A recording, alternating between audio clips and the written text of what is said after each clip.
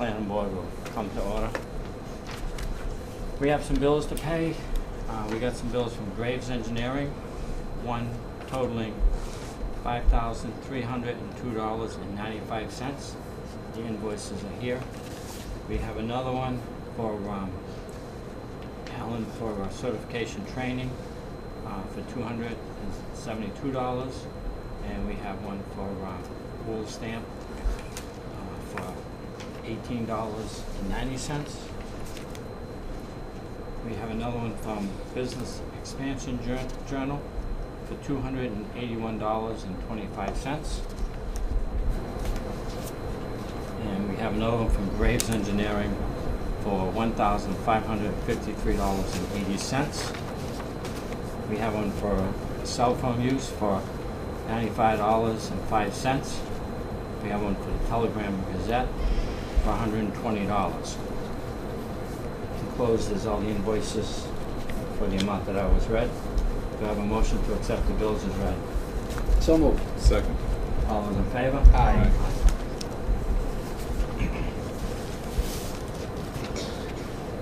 We have payroll for Alan and Jane. The payroll period goes from 8/14 to 8/19, 8/21 to 8/26, 8/28, 9/2. We have another one for 9/4 to 9/19. 9/11 and 9/16. We have a motion to accept the payroll as read. So moved. Second. All those in favor? Aye. We have some correspondence. We have one from Todd Gerard. It's in regards to the Route 20 boring. Attention is a letter from the DOT. Next week there will be site boring testing on Route 20 for the improvements. I'm not exactly sure what the improvements are on Route 20. I guess that's the consultant for the state is starting to put the design plans together to upgrade the eastern end. So they need to do some subsurface borings, and they just sent it out to let people know at times it could be cut to one lane. That type of thing. We have some site visit reports from Graves Engineering. We have one for July 28, 2017. It's for the North Sturbridge Road Solar Facility. The report's quite lengthy, and he's given us some pictures to go along with the report. I'm going to just pass that one around for people to see. There's pictures with it. We have another one from CMRPC. It's a regional training listening session. Alan, you got anything on that? It's just a regional workshop they're having. They're putting together in their computer database regional trails mapping. So they're just letting everybody know if we can provide from each town the trail info, and if you want to go to the meeting. I think the meeting will mainly be private sector, recreational, hiking groups, that type of thing, but they'll send us everything, they said. We have some notices here from the Zoning Board of Appeals for the Town of Charlton. At a meeting held on July 18, 2017, the Zoning Board of Appeals voted to approve a variance/special permit submitted by James Murphy and Don Murphy relative to property located at 99 Partridge Hill Road. It was approved.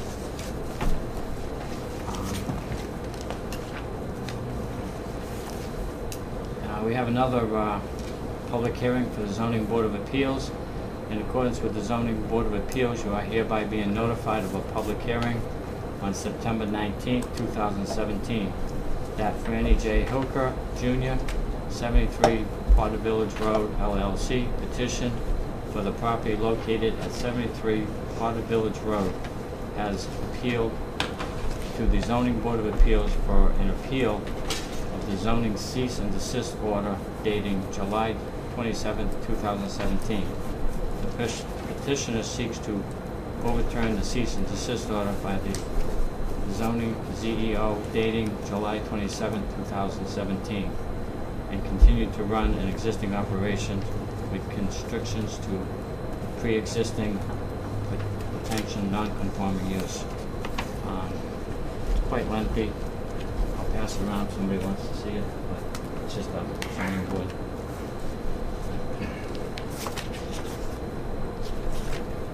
And that's really it for correspondence. It's a little early to start our public hearing. Alan, do you have anything you'd like to talk about on? We can do a couple of A&Rs. Sure. If you don't mind. Sure. Thank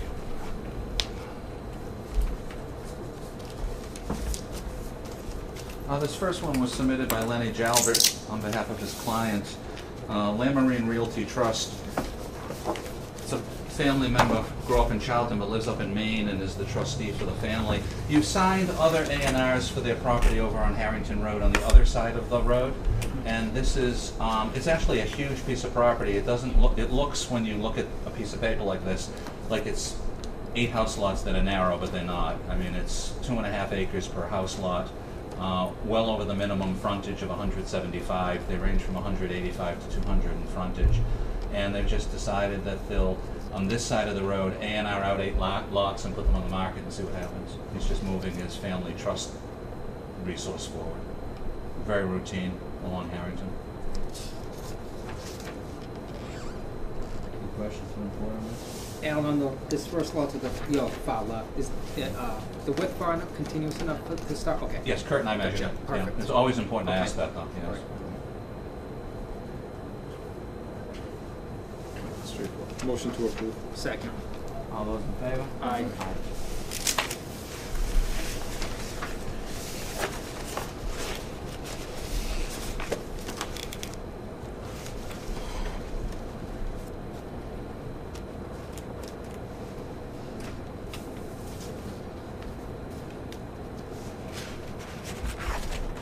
Can we indicate this tomorrow? Yep.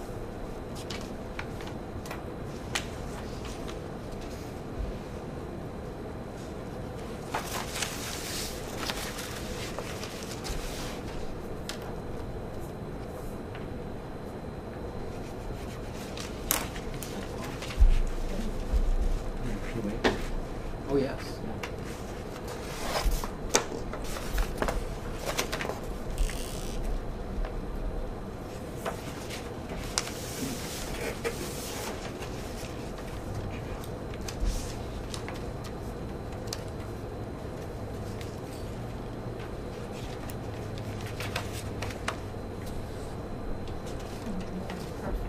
I know. Yeah. 50 is the minimum.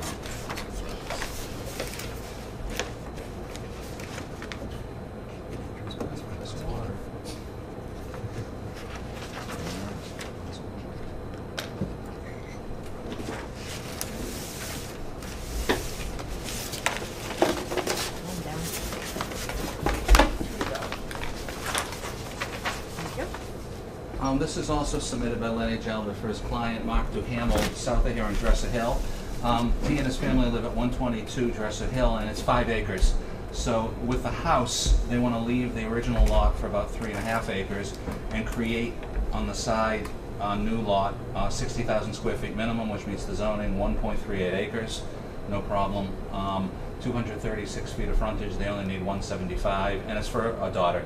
A family member will build a house and live next door, so, but it meets everything. And there's it shows on the profile that it's on the, heading south, so that'll be on the west side of the road where it says site, that little Okay. oval there. Any questions from the board? Can I have a motion to accept the A&R plan as shown? Second. All those in favor? Aye.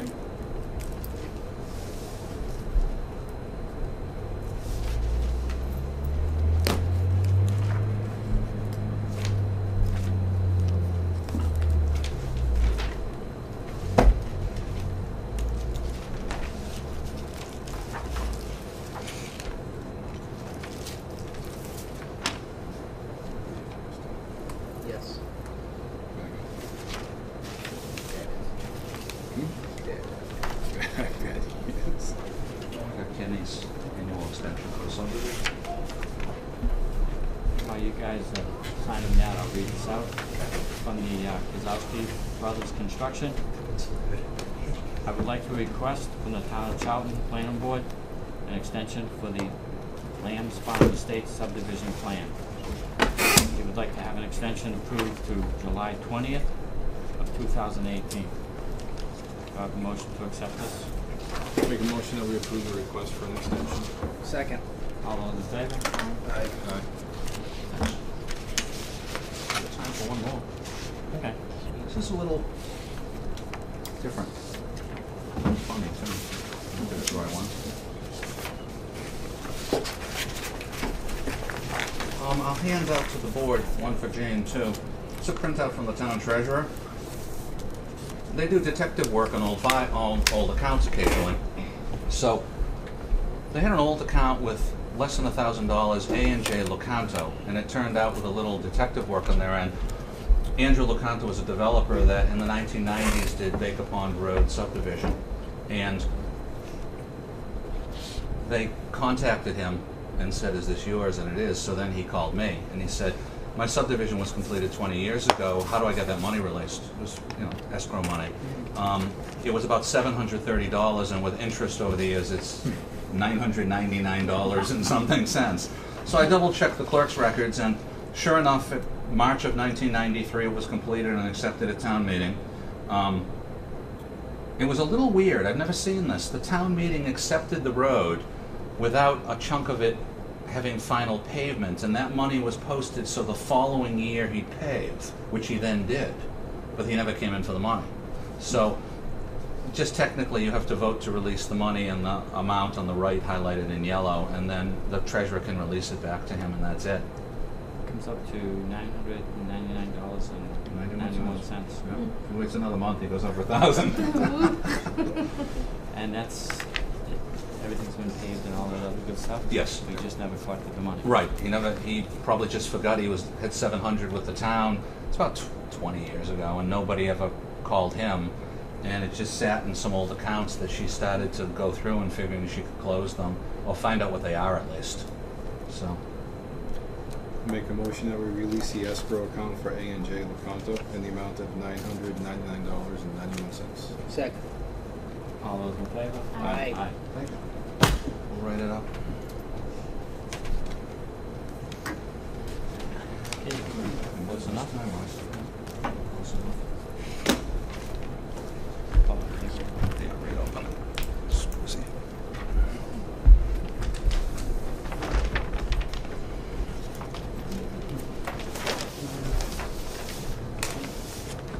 You want me to?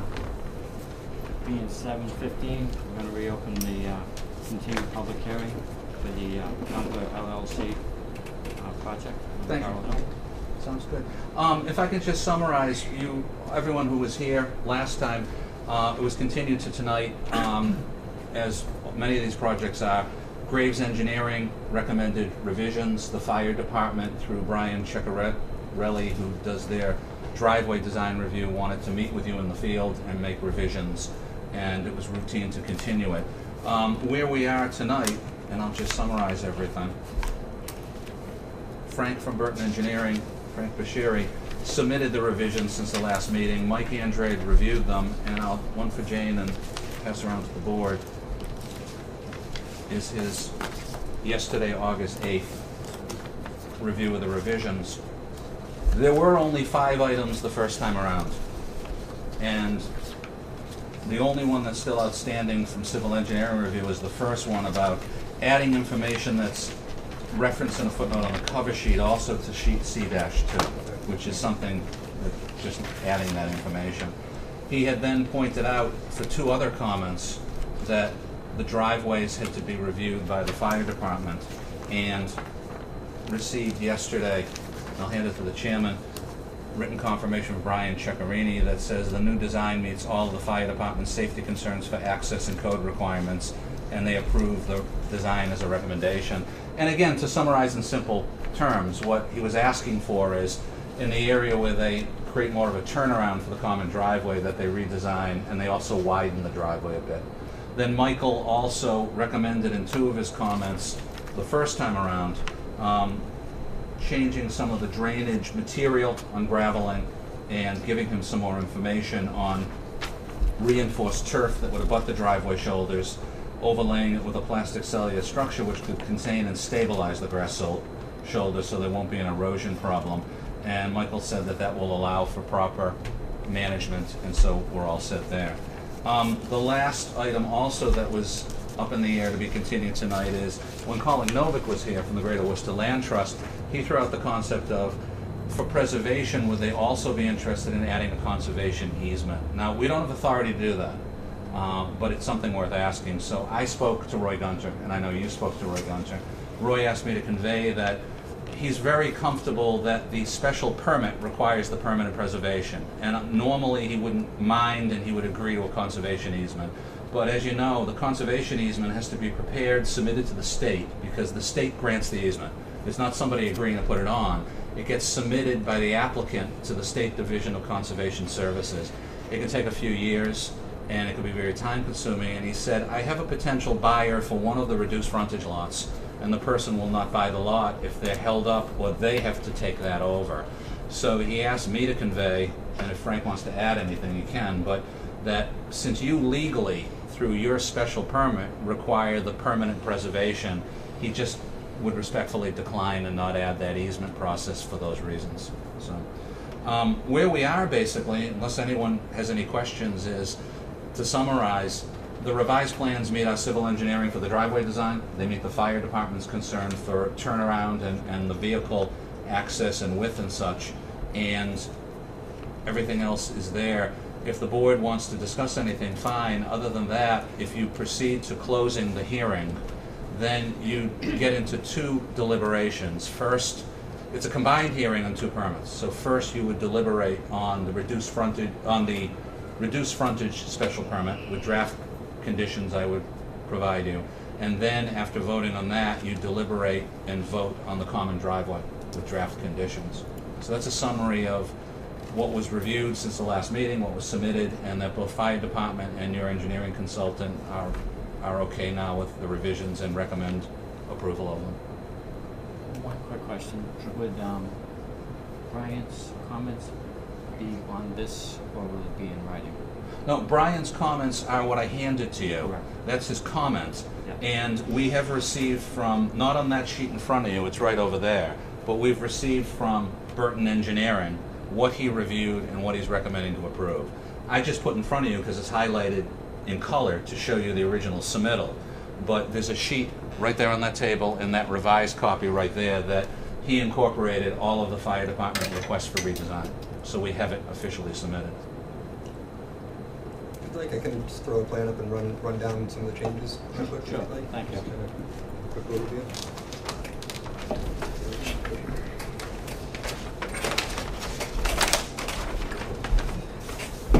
So there's 2 points of contention, or concern, I guess, regarding these driveways. One was, one of these driveways, I believe it was this one, came to the other side over here, and so it had a big curve to it that would have been hard to get an emergency vehicle down into. So what I did was I widened it out up here a little bit and straightened it out to get down, and so I kind of did that on all these, tried to straighten them out a little bit more, and we widened out the driveways from 12 feet to 14 feet, and then the common area was widened to 20 feet from 18 feet. And then on the sides, we had called for a kind of gravel with big stone in it, and the concern was that, you know, the fines would wear away, leaving just the gravel, and it would undermine it. And so now we're proposing a reinforced turf over here, which again, it's basically little plastic circles that are an inch high, and they're all connected. And then you fill those plastic circles with the loam, and then you seed it.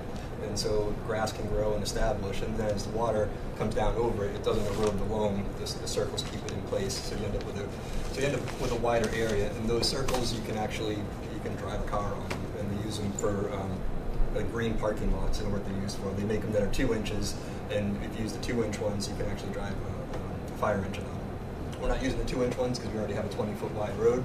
We're using the 1-inch thick that is basically just used to stabilize the bank. So that's reflected on that. That was the change of the driveways. Again, just to kind of straighten them out a little bit. So it was really the main points that the peer review yielded from the fire and from grades.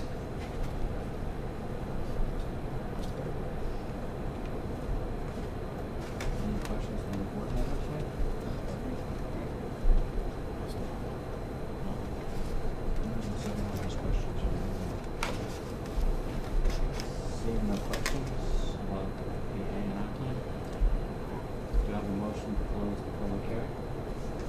Did the audience have any Oh. questions? I have one question. Sure. My name is Julie Kelly. I'm at 101 Carroll Road. And last time, one of the things that we asked was to reduce the speed limit.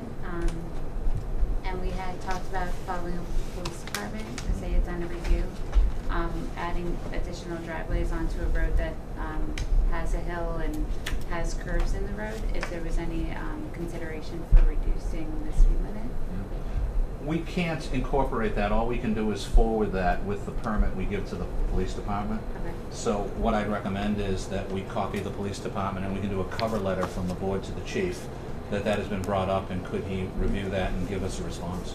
He'd be glad to. I mean, we've done it before. Sometimes it results in a change. Sometimes he explains why he can't recommend a change, but he definitely will review each of them and get back to us. Sure. Alan, is that something you write it up, because it's a concern of hers? Is there some way she could get a copy? Sure. Just Absolutely. to let you know that we did follow up on it. Copy you on it and get back to you when we get something from him. So at least you know we did send it out. Yeah. Sure. Okay. Any other questions? Is it? I make a motion to close the public hearing. Second. All those in favor? Aye. Aye. Okay. Next thing is, Do you have the conditions, Alan? Yes. They're brief for each of them because it's routine. You do a lot of these. If I can read recommended draft conditions, the first three are standard for this type of reduced frontage permit. The first is that the planning board is giving a 2-year special permit approval. All work proposed in the application must be completed within 2 years. An extension of time can be requested prior to the completion date. And the purpose for that, everything's a 2-year approval, is so people won't just submit plans that they have an idea and clog the board and not do things. So obviously, if you're getting to a point that this project isn't developed, you'd be asking for an extension or withdrawing the project. Second, the approval not required plan that goes with the lot creations includes a statement on the plan that the reduced frontage lots shall not be further divided to reduce its area to create additional lots. Third, the all-important condition that the applicant's required to put in all 4 lot deeds in accordance with section 200-513 of the Charlton zoning bylaw, that none of these lots can be further subdivided to reduce the area of the lot or to create additional building lots, and that's filed at the registry of deeds and becomes a permanent document and a permanent restriction. Fourth, and I went over this with Frank today to let him know, I'm recommending a 30-day deadline as a fourth condition, that no later than September 9th, 2017, the applicant through Burton Engineering shall submit to the planning board for planning board review and acceptance on a scheduled planning board meeting agenda, both the proposed trail easement deed and the easement plan for the revised mid-state trail segment that is being put in an easement, and the easement is being conveyed to the Greater Worcester Land Trust. I think that has to be in a timely manner right up front, so it doesn't get lost in time and create a problem down the line. I think that if you provide that anytime in the next 30 days, we'll also have Colin Novick review it and make a recommendation, and that can come back to the board for a final vote as acceptance for that condition. Fifth, it's the policy of both the planning board and the building commissioner that no certificate of occupancy or operation, either temporary or permanent, for any of the units for the project will be issued prior to the planning board or its staff signing the application for the certificate of occupancy or operation. And that's routine on all of these. So for the reduced frontage, those are the recommended draft conditions for that special permit. Where's the mechanism to make sure that the retaining wall is installed properly? Yeah. That last one that Yeah, you just that read. with the sign off of occupancy. Wait, part of the Yeah, occupancy. that's the sign off. See, what they'll be doing for items like that is they'll be requesting site inspections as they work on that from your engineer, Graves Engineering. Okay. Prior to us signing the certificate of occupancy, Graves will give you a final report, and that will be addressed. It's either done or not done. If it isn't done, you don't sign the occupancy. If it's done properly, you can sign off. Are there any lots that can be done without the retaining wall? Well, there is a lot that's not part of the special permit necessarily. The lot 1 is kind of a conventional lot that would not need the retaining wall, and yes, you can build this one without the retaining wall. But if you're building this one, you're putting that whole roadway in for one house. I mean, there's a greater efficiency to put the roadway in for 2 houses because you can defray the cost because of the road. But theoretically, you can build this one without possibly this one. This one would be kind of tricky. Didn't have the wall. These two, you definitely need the wall. two end ones. One definitely, the other one you'd have to redesign a bit, and it'd be a bit tricky to do without the wall. I make a motion that we approve the special permit for the reduced frontage lots with the conditions outlined in red. So, second. All those in favor? Aye. Aye. Can we go to the common driveway? Sure. A few conditions are the same, and others are very specific to common driveway design. The first one is the same, the 2-year approval, subject to you can request an extension down the line if you wish to. The second one, and I'll explain a little bit to folks because it's routine in common driveways. You've got 2 common driveways and you've got 4 lots. So in accordance with the zoning bylaw, prior to the issuance of an occupancy permit for the proposed first lot between lots 2 and 3, because 1 common driveway will be serving 2 and 3, and prior to the request for the occupancy for the first house between 4 and 5, the planning board needs to receive, and you get back on the agenda, and the attorney gets involved on behalf of Gunter LLC, has to submit to the planning board a common driveway agreement signed by the property owner as to the responsibility of maintenance and mutual access. I can give you samples. The planning board has done a couple dozen of these over the years. So what's happening is Gunter is having his attorney draw up to file at the registry of deeds in Worcester a common driveway a partnership that as people buy the 2 houses and own the 2 lots, they're knowing up front when the property is conveyed to them in a sale and it's gone over with their attorneys and Gunter LLC's attorney that there are terms of the common driveway, and that way World War III doesn't break out as the decades go by and people come to the board and say, we bought this house with a common driveway and we want the planning board to resolve our dispute. It's all laid out about rights, responsibilities, and how it works. And it's worked very well over the years. You've been doing this for about 25 years as a board. So that's laid out in condition number 2. And that after it comes back to the board and you review it and approve it, the applicant will file it at the Worcester District Registry of Deeds and provide a recorded copy to the building commissioner, town clerk, and planning board. Condition number 3, said common driveways are approved solely for the 2-house access for lots 2 and 3, and the other one is for the 2-house access for lots 4 and 5.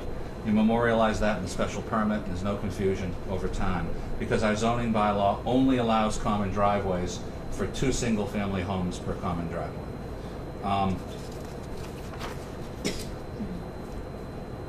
Fourth, I recommend attaching the fire department's written comments and referencing it as condition number 4, that both common driveways will adhere to the fire department revisions that were recommended, reviewed, and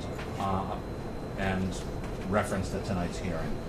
Fifth, same thing regarding signing off on occupancy from the previous one. It's the building commissioner and planning board's policy that no certificate of occupancy for any of these houses will be signed until issued by the building commissioner until you or your staff sign, and that's dependent upon Graves giving us a final inspection and sign off. I'll make the same motion that we approve the common driveway request with Alan's conditions attached. Second. All those in favor? Aye. Aye.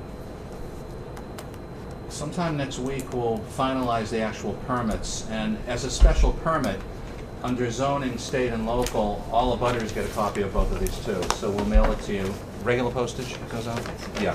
Any questions, anyone can call or come by. We'd be glad to go over it with you, but it'll probably get finalized next week, filed with the clerk, sent to the applicants by a certified mail, and sent to the original abutters who received the notice.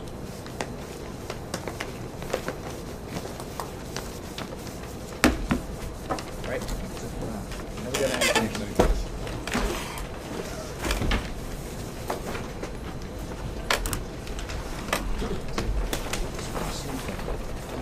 The Rockaway plan. I'm not sure how I can grab it. Is Jay out there? Yeah.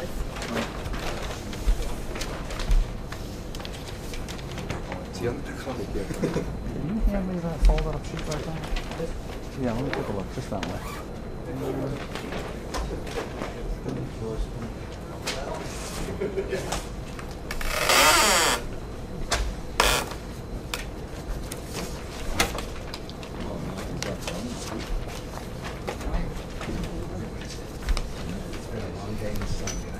Oh, good, he brought it. We go to the beach. No, I work. I run a piece of equipment. You laid out the salt. I know you work out, but I'm careful for me today. Well, at least you wore sunblock. Anything, Jeff? Oh, it's the same. I don't know if they're good for you. Give it a shot. Filming this, David Handler? You're filming this, David? All right. No, just the phone.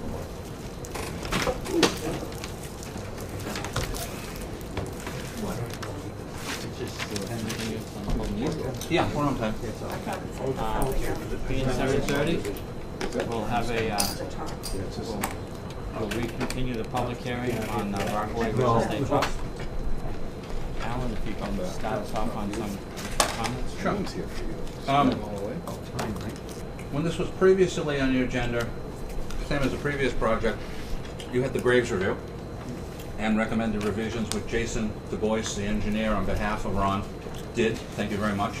And one for Jane, four for the rest of the board members. I'll just briefly summarize. The original review, Grave had 37 comments, and this review is dated August 3rd of the revision. Of the 37, 23 are complete. We're all set. 14 are remaining. Some of them are footnote type stuff. It's the same. And again, these are very few for a project. You've done this before, so you've kept it very light in terms of the design is pretty advanced, and we don't need an extensive back and forth. It's going pretty well. Just if you want to check off, like we always spend a minute or two and you check off to bring home with you, I can list the 14 numbers that Michael's recommending, either a little more information, suggesting a change, or asking a question. Item number 2, item number 7, 8, 9, 14, 16, 18, 24, 30, 31, 34, 35, 36, and 37. I want to just touch base on one or two of them briefly. Number 14, he's pointing out, as he pointed out originally, that part of the development falls in the floodplain on the property, and I think I stated the first time, and he makes an improper reference. He says you go to conservation for the floodplain. In Charlton zoning bylaw, if you want to develop in the floodplain, you go to the Zoning Board of Appeals for a floodplain special permit, and they focus on whether there's a need for compensatory storage or not. So prior to getting the green light for field construction in that area, you would have to go to the zoning board and do that. They seem to do it a couple times a year for people. Have you talked to anybody over there yet? No, I thought it was just through conservation as well. No, it isn't. I don't, maybe conservation also, but it's cut and dry. We have a section of the zoning bylaw that's about floodplain, and it requires, I mean, we have a board member here who did it years ago on one of his properties. You went to the ZBA for floodplain. I mean, and they just focus in on, is there a need for you to design compensatory storage in there different from the rest of the property or not? That's what it's all about. You know? So I just suggest you talk to Sue Gelb from the zoning board about it. You know? The other item that I just wanted to touch base, or two of them. Items 7 and 8, he's just confirming that you really need to go to the fire department and finalize some cistern details. Yeah, I have a call into Good. inspector check. So when we wrap this up at the next meeting, if we could just touch base on that, and we'll reach out and get a comment from the fire department too on that. And the only other one I want to touch base with the board, and Jason and Ron for 1 second, is item 35. Mike's pointing out that the trench drain that would go across the width of the roadway, while it will work, and some people do that on private roads, it doesn't meet our standard for accepting a town meeting for public road. We've had a few people over the years who've come in and the board approves that when they commit to leaving it private. So we have to finalize that, because you've said that this is rental property and you plan on owning everything, including the road, in perpetuity? Yes.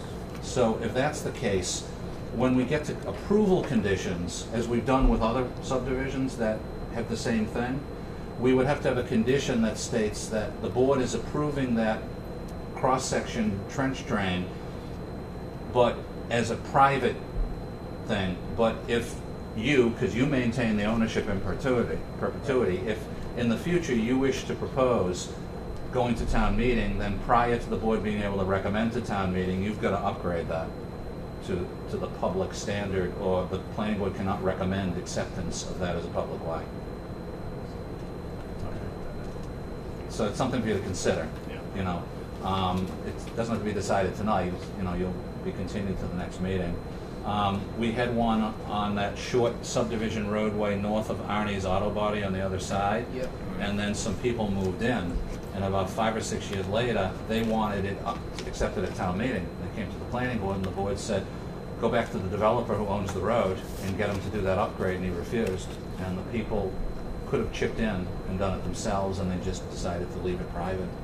But, you know, we've got to memorialize that in the decision, Okay. you know, one way or the other. Or if it's possible to redesign it and not put it in. Sure, Yeah, that was Paul. kind of my only way to get it to work with that change in the pitch of the road. But I guess The town doesn't accept that in public roads, Yeah. but we've accepted that in private roads, that a private party is maintaining it and deciding they want. What's going to happen basically is, the reason we don't accept it is both Highway Department and Graves has told us there's annual maintenance on that the town just won't do, and you're going to be doing some annual maintenance to keep it clean. You know?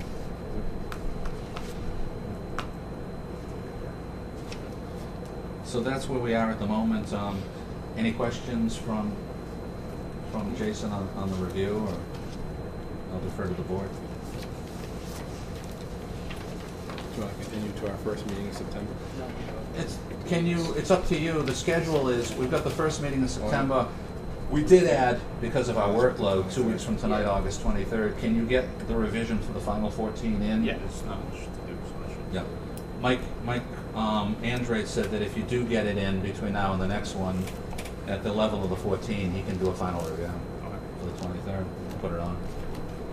Make a motion, we continue the hearing till August 23rd. Second. All those in favor? Aye.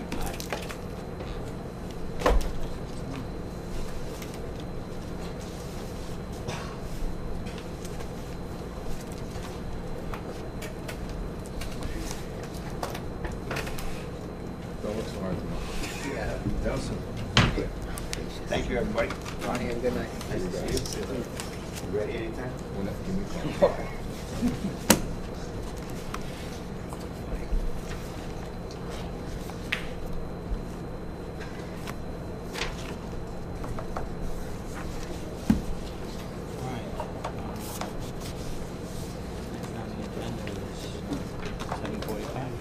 Tim and Ron, you want to come up and join us right here? I want to say something before we start this item. I received an email from you today about your moving, and I just want to say, after working with you for 15 years as a representative of First Southbridge Bank and Cornerstone, you will be very missed, and you've done a lot for this town in working with us on planning, economic development. I mean, you've been very involved in our workshops in our public-private partnership, and I just wanted to get that on the record that there's a vacancy, a gap that will be hard to fill. Well, thank you, Alan. You know, I love doing, what I do. And of course, being a part of this was very enlightening, every step of the way. There's a lot of things that is going to take place in this town in the next, 4 or 5 years. I thought I would be a part of it, but opportunity knocks, and I decided to, take a different route. So, but thank you. Well, hopefully that life will take a turn and we will see you again. Well, I'm not going far. Good. So trust me, you'll see me. Good, good. Great. Would you like to sit at the table? Like to sit at the table or stay there? Sounds good? Alan, you can start us off? Sure, I can summarize. As you know, probably around May, the board members brought up and asked me as your staffer to get in touch with Tim. You had concern, and people who lived in the subdivision, about not moving forward on the items remaining to date on the roadway, the infrastructure, stuff that goes with the subdivision that's under your authority and that's under the tripartite agreement and spreadsheeted since 2013, curbing, that type of thing.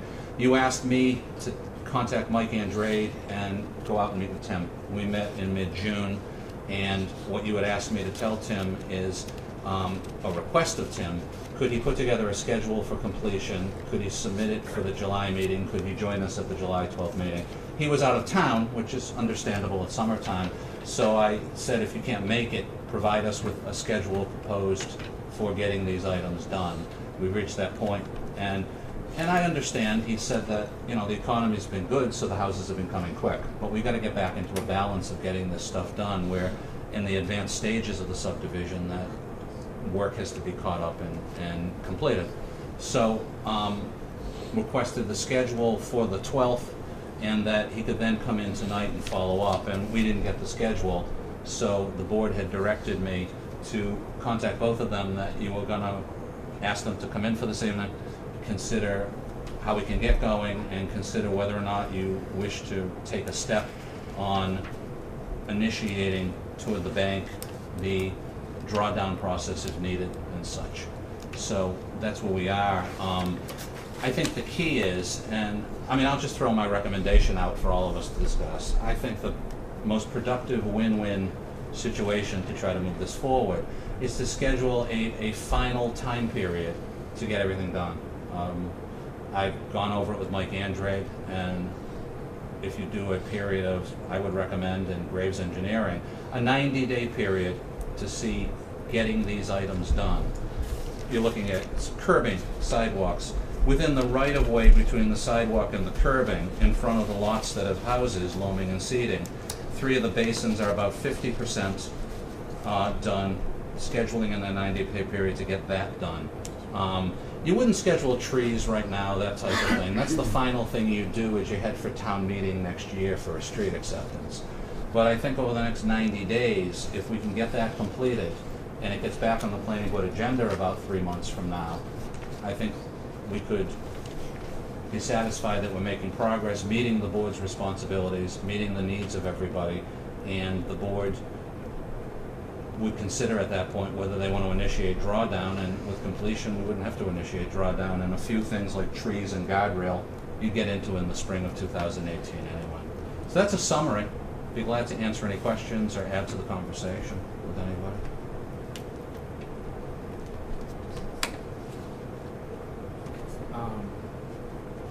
I've received some phone calls from people requesting what's happening with the project, how's the landscaping going, how's the sidewalks. They've been concerned about children's safety with the school buses and stuff, and that's what started me to bring it to the attention of the board.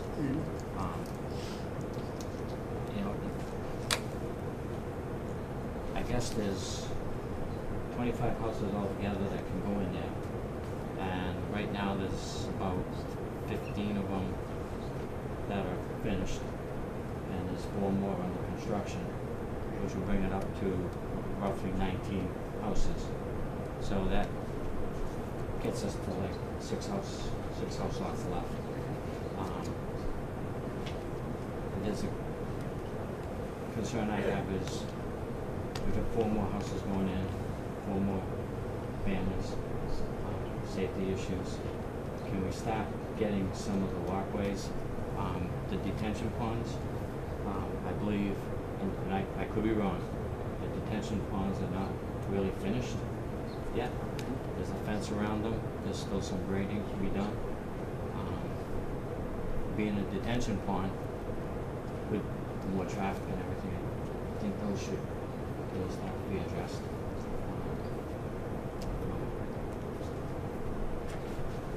Overcautious, I'm not sure, but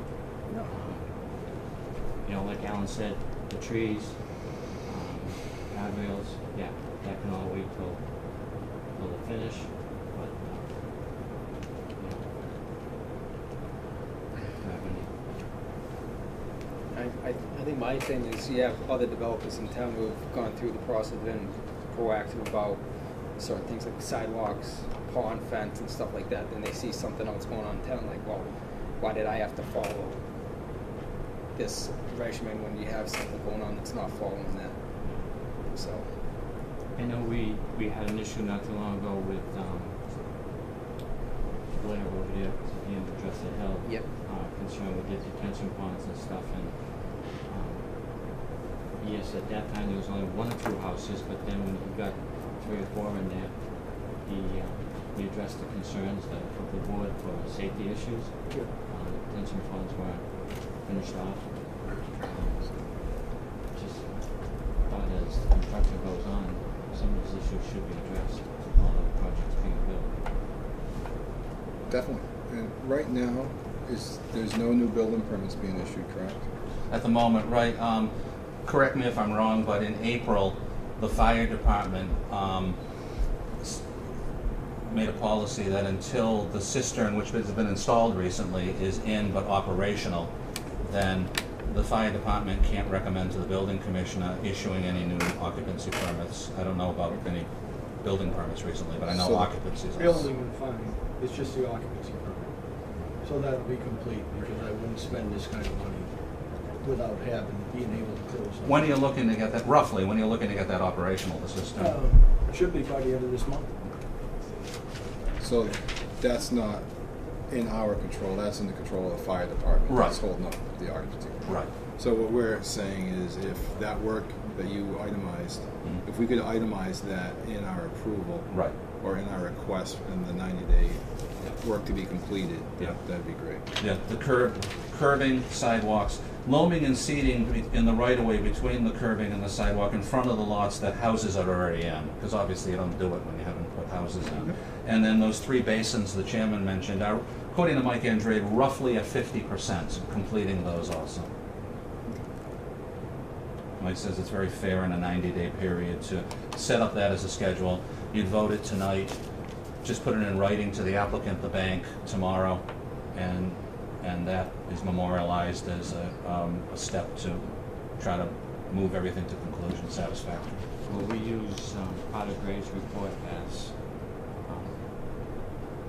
part of the site development? Or Yeah, just and gonna that's add nothing something new. That what you're from that? looking at is back when Tim first bought the project, Graves did up a spreadsheet that breaks out everything. So that's the reference spreadsheet for those items of length and number of material, that type of thing.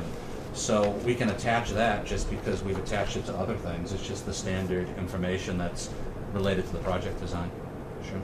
Should Tim be giving us a schedule of what he plans to do in the next 90 days, or do we just?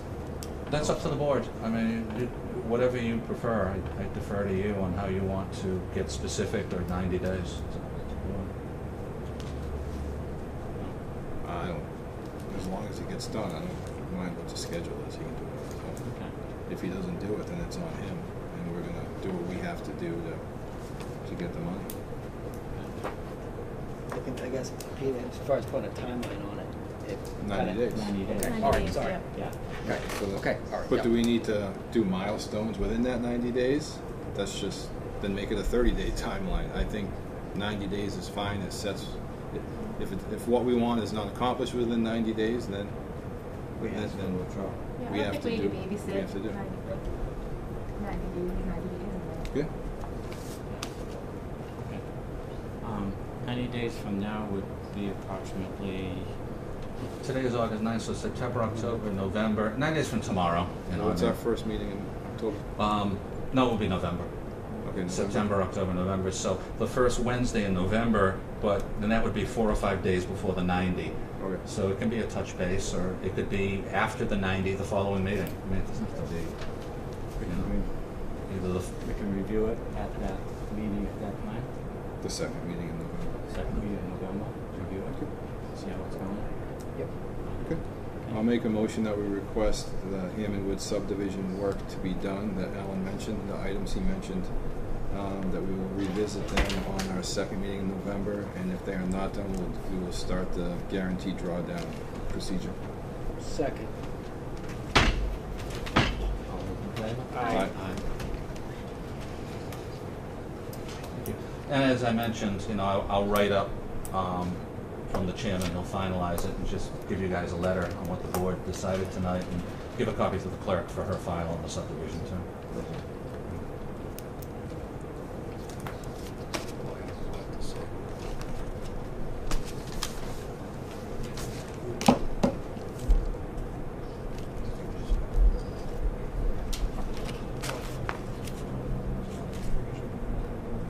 Did everybody see the letter I sent back? Yep. Yep. Yes. No issues with that, and why I wasn't notified when we originally did that? You were notified. I was not notified.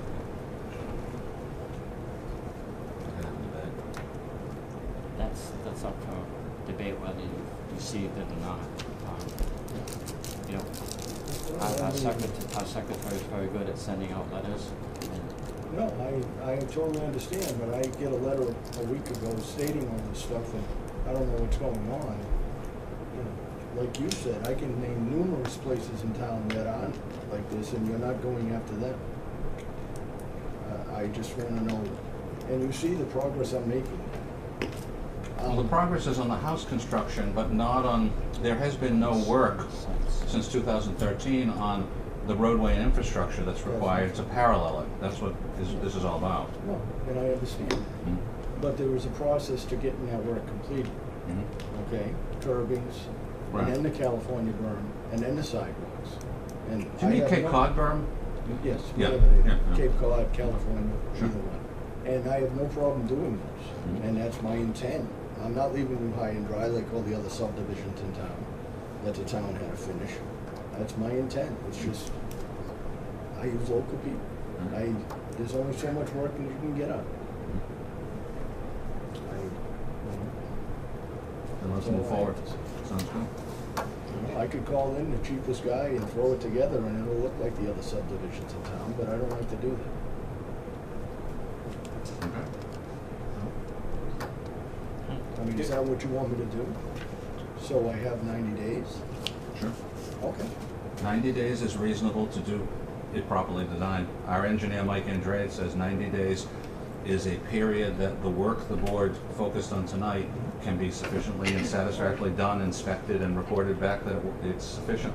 Sure. Well, I mean, a year ago, I submitted a plan for a cistern, and Mike Andre approved everything, Mm-hmm. and it was on top of an electrical box. Okay, I mean, so. Well, there's who's always right, field who's wrong? adjustments. I mean, that's how it works. What happened? I'm sorry, I didn't hear. I said there's always field adjustments in any project, that whether there's a piece of ledge or a conduit or something, and that's field Well, stuff. no, this was a complete electrical panel, and, I mean, it should have been spotted before I spent all the money for engineering, and this is all approved, and let's get it going, and then I have to have it all redrawn. I don't see how our engineer told you to put it on the panel, who designed it for you in the location you picked. It resulted from that, but that's not what we're here for. I don't have anything to say on it. Yeah, there are some items that will be done, you know, after the 90 days, you know, the tree plantings and some guardrails, things like that. Oh, I We just understand. want to start seeing some of the project come together. Sure. And Sure. like to get some of it done in the 90 days. No, I understand. But I mean, you know, you've built houses, you know what it takes to finish them, Yep. okay? All done. No, that's it. And I noticed your driveway was just paved this week. You started that last year. I mean, it's part of a process.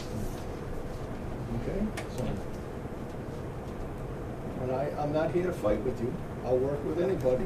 I wanna do it right, I wanna make it a beautiful place, but, you know, I don't know. Everybody thinks it's easy, it's not that easy. Okay? Thanks for coming in tonight, and we'll see what happens in 90 days. Thanks. Thank you. Thank you. Good night.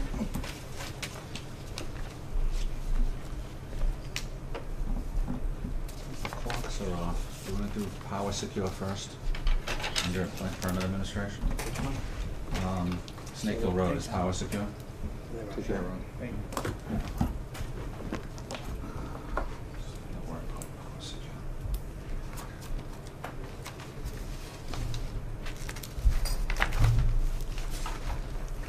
it. Under permit administration, Power Secure Solar Array Performance Guarantees Review and Approval. Power Secure is the company that currently owns and completed the field construction for the commercial solar array at the corner of Carpenter Hill and Snake Hill Road with the driveway off of Snake Hill. They own it for the next year and then they convey it to National Grid. So you require 2 bonds at this stage prior to Kurt Meskis being able to give them their certificate of operation. Not an occupancy because it's not a house, you know. One is a landscape maintenance bond, so they've submitted. I'll hand you the original, I'll read off of the copy. Graves Engineering recommends that the landscape maintenance bond be for 1 year to guarantee, you know, through the seasons, and $19,974. You received at the last planning board meeting the Graves inspection review that confirmed that the landscaping is properly installed. Remember last year they did some stuff and it wasn't what we required, so they came back this year and they did a nice job. So that's one of them. The other one we require in residential neighborhoods for the commercial solar, a permanent performance guarantee coverage for disassembly. And that one is in the amount of $31,300. Just to point out, there's nothing wrong with it, and Jane and I manage these through spreadsheets annually. Some of them give you different time periods. It's fine, whatever you want. This is a 1-year bond, and that's fine because it covers the 1 year that Power Secure is owning it. Then when National Grid is the ownership, they'll get on your agenda and give you one to replace this, that type of thing. So it makes sense. We manage all of these, again, I told you, through our spreadsheet, so it won't fall through the cracks. Knowing that we had a project with National Grid that tried to say they didn't have to post a bond because This was that project. Okay. So, do we have to ask for something now to make sure that the bond would be secured? Well, that. I wouldn't, because they don't own it Okay. at this stage, and they did agree, ultimately. That was a conflict that did get resolved. So, you know, they know very clearly that when they own it, they have a state permit with the Division of Public Utilities, that we pulled them into the conversation at that time, and the Chief Legal Counsel for the Department of Public Utilities confirmed that they'd be in violation of their permit if they didn't satisfy you and you wrote to the Department of Public Utilities. So I don't foresee it happening. I think we resolved it all. It wasn't easy, but we resolved it. So we'll be making 2 motions, one for landscaping and one for the site restoration. Yes, Just a motion to accept the bond? except the bond, each of them in that amount. Okay. Yeah. But I do 2 separate motions because they're 2 different bonds. We have a landscaping maintenance bond for $19,975. So moved. Second? Second. All those in favor? Aye. And we have another site restoration bond for Snake Hill Solar for $31,300. Do I have a motion to accept that amount? So moved. Second. All those in favor? Aye. Those are the originals, so I'll just take them back before they fly away. Thank you.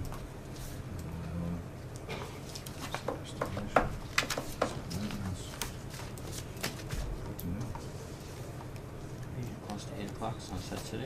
Sure. Give me 1 second. Sure. Okay. Amber, does Russ, I saw Russ was here. Do you want to? Yes.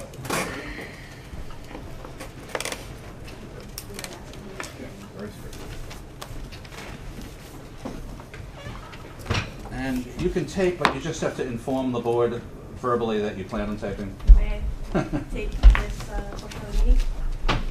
Yes. Hello. How you doing? And the board remembers Donald O'Neill, attorney Yes. for the applicant? Sounds good.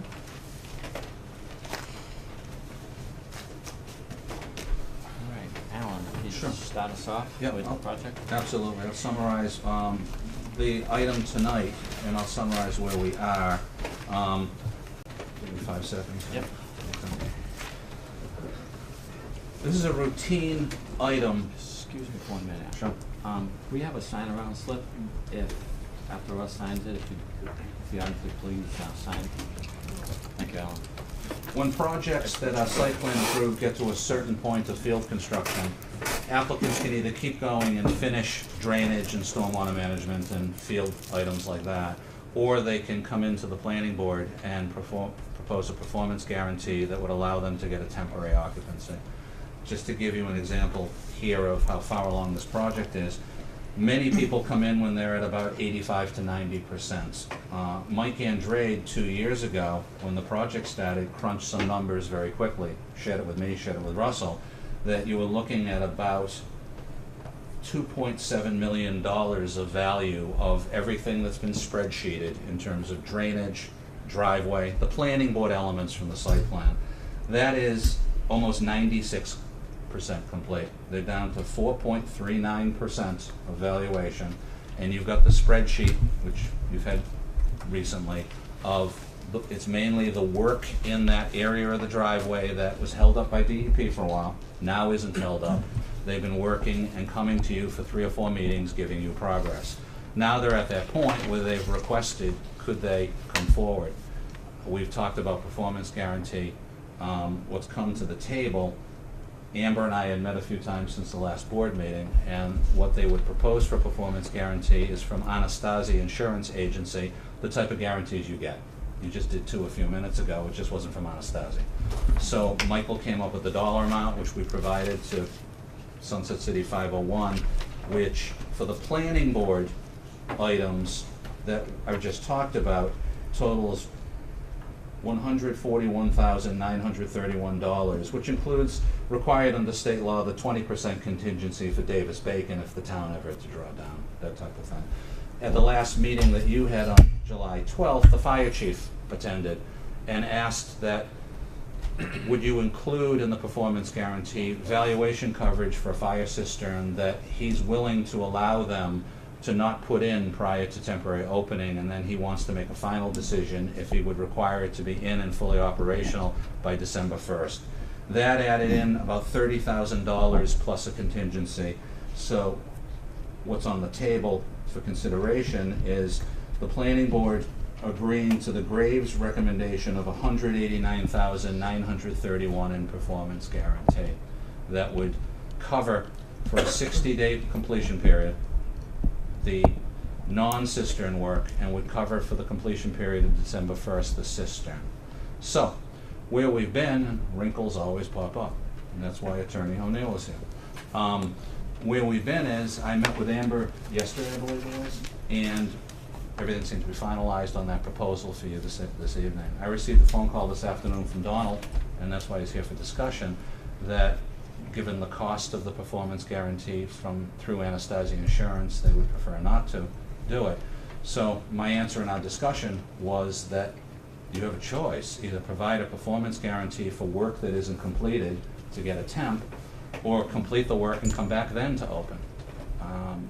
I don't see any other alternatives, and the board has a responsibility to assure through this type of instrument, like you've done for projects for decades, that if something isn't complete but it's at this level of scope of work done, legally in Massachusetts you can go to a planning board with a financial instrument of surety under different formats. As of sitting here right now, the format is the Anastasia Insurance bond. Russell, for his subdivisions in the past, sometimes has posted cash that's gone into the treasurer's office and is refunded upon completion with interest. You can go to a bank and get a letter of credit. So format doesn't seem to be the issue that was raised to me by Donald this afternoon. It's the requirement to do it. So the fact that you're here, I assume you just wanted to talk to the board about that concern. Yeah, I would, if I could. And I understand that the procedure that may have been used in the past would involve the bonding requirement. But I think my understanding of what sort of makes sense to me in terms of the bonding requirement is generally that's in connection with a subdivision. And in a subdivision situation, you're looking at a situation where the town is potentially going to be left with a street that's half completed, that they need, and houses have been sold and people are living in them, and they need to have those completed. Or in a subdivision situation, you're selling houses and the people who are buying them need to have some assurance that, you know, the road is going to be completed, because you may be at base coat, maybe, you know, the typical subdivision may take a couple of years to complete, and you don't want to do the top coat until all of the construction work is done, so that the base coat's not, you know, so that you're not damaging the roadway. And in that situation, I think for the protection of people who are purchasing those lots, gives the ability of developers basically to sell lots and for people to move in with the assurance that the road is going to be completed, or in a situation where the road is going to be, it's a, you know, with all subdivision roads, it's always a situation where it's going to be submitted to the town meeting as an acceptance of public or private. But even in a situation where you're having a road that would remain private, you need the bonding so that the people who buy houses don't get left with a road that's half completed. And what I was talking to Alan about, I think that in this situation, the site plan, I think, is a little different in that this is, in effect, what we're talking about is a driveway to this facility. And we can get the work completed, feel confident that the work can be completed within 60 days, and are happy to accept a temporary occupancy permit that would give you a window of 60 days to complete the work. And if you don't complete, and if at the end of 60 days you haven't completed the work, then the occupancy permit could be pulled. And that would basically shut down your operation. You would have no occupancy permit, you couldn't go forward.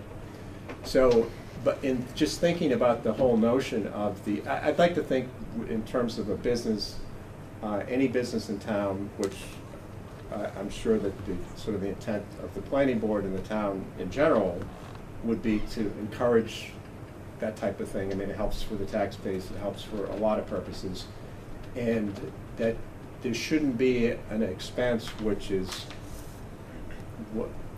there should be no unnecessary expense just for the sake of, because there's work to be completed, we need to bond it. Because I think if you think it through, let's just say that we bond this, 508 International goes out of business, closes up, kaput. Is the town really going to step in and call the bond to ensure that the driveway to this now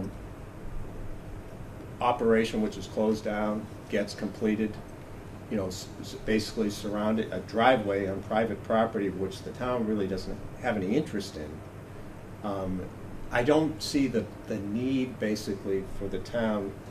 I think the assurance that you have a temporary occupancy permit, and if you don't get it completed, that gets revoked, you get closed down. Why do you need a bond on top of that to say that, and if for some reason you do go out of business, we're going to complete that driveway for you whether you want it or need it or not? So I really, just thinking about it, I think a site plan where you're not dealing with other people who are buying, let's say, houses in a subdivision, or a situation where the town is going to somehow get left, you know, picking up the pieces where a developer goes out of business, and then you've got people living on the street who are paying taxes. And they want to know why their street's not being plowed, or why, why it's not finished, that type of thing. This is basically set up as a driveway access. If they're out of business, they don't need the driveway.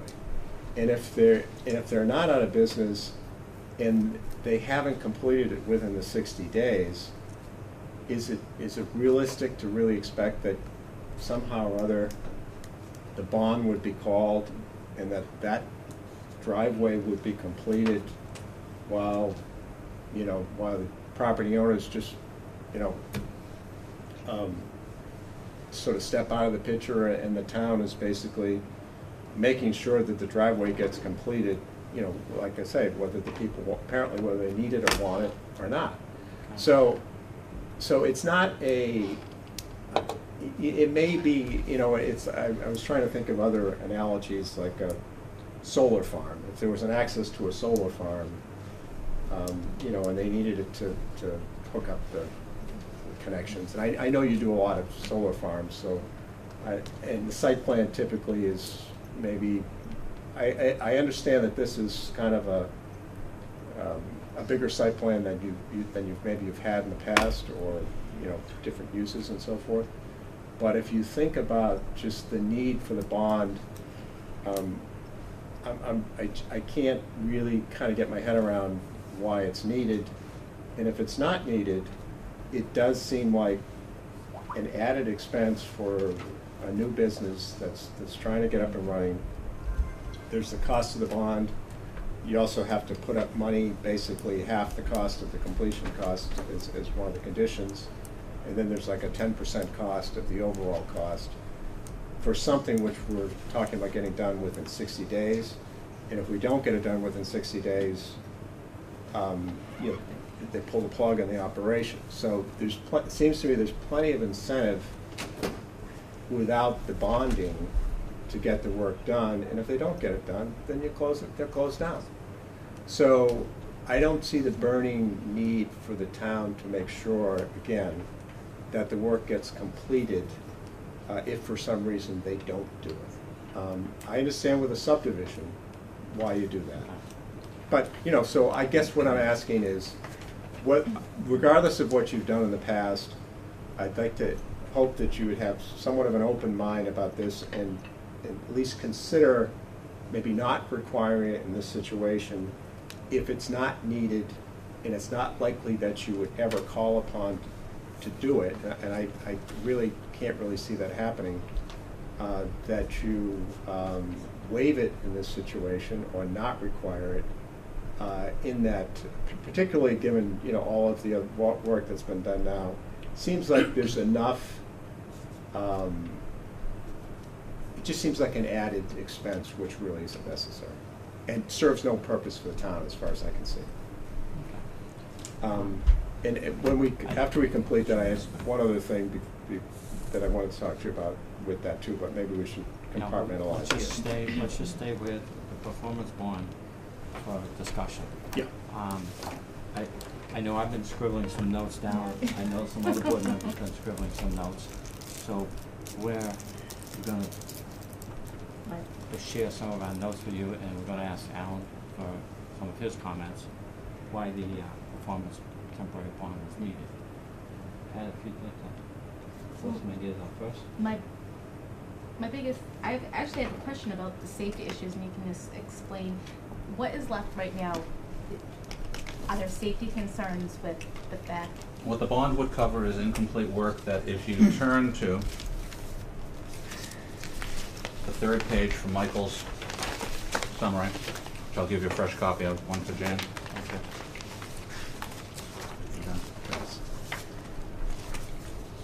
As we do with any of these, Michael has breaked out on page 3 the work that needs to be completed, that prior to completing all of this work, people don't get a certificate of occupancy, temporary or permanent, from the building commissioner.